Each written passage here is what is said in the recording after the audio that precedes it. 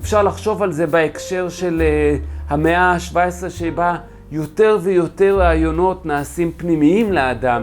האדם יותר ויותר תופס את העולם, כן, במובנים הקרטזיאניים, אני חושב משמע אני קיים, לא האחר חושב ומאשר את קיומי. שלום, אני יונתן הירשפלד, ואני מדבר איתכם היום במסגרת סדרת הרשת המטמון של שחף דקל, ואנחנו לוקחים אתכם היום לרומא. ואם באמת הגעתם לרומא במציאות או בדמיון, הייתי רוצה לכוון אתכם למטמון אחד שאני חושב שראוי להקדיש לו תשומת לב, וזה ה-Conversion of St. Paul, המרת הדת של פאולוס הקדוש של קרוואג'ו בסנטה מריה דל פופולו ברומא. ובאמת מדובר באחד הציורים שהוא מין מטמון כזה, כיוון שיש פה בדיחה בת 400 שמחכה רק לכם. יש בו איזה מסר עמוק, מסתורי, חמקני כזה, שבאמת צריך לבוא לשם לעמוד מולו כדי לקבל את מלוא הטעם שלו.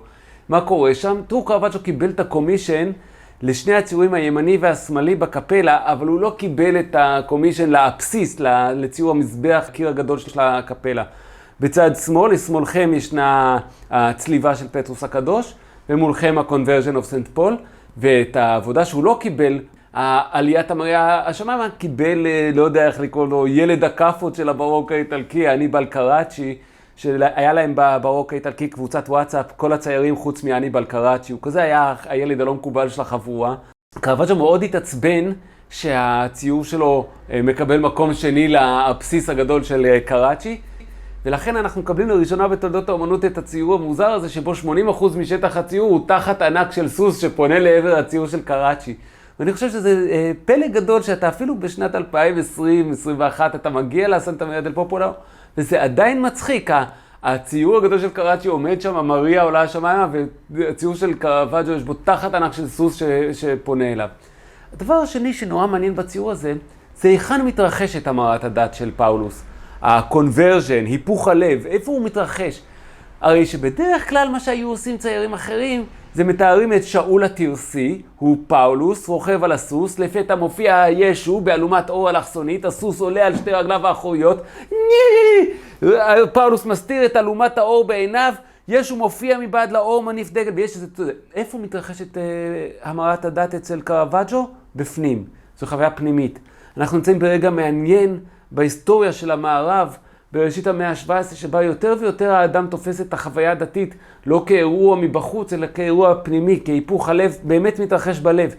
פאולוס שוכב על הרצפה, עיניו עצומות, הוא מגשש בחלום. היפוך הלב איננו פחות אמיתי בגלל שישו לא הופיע באלומת אור מולו, אלא הוא הופך להיות פנימי יותר. אפשר לחשוב על זה בהקשר של המאה ה-17, שבה יותר ויותר רעיונות נעשים פנימיים לאדם. האדם יותר ויותר תופס את העולם, כן, במובנים הקרטזיאניים, אני חושב משמע אני קיים, לא האחר חושב ומאשר את קיומי. והנה אנחנו רואים בציור הזה בסנטה מריה דל פופולו את הקסם, את הפלא הזה של הולדת האני המודרני כמי שהחוויה שלו היא חוויה פנימית.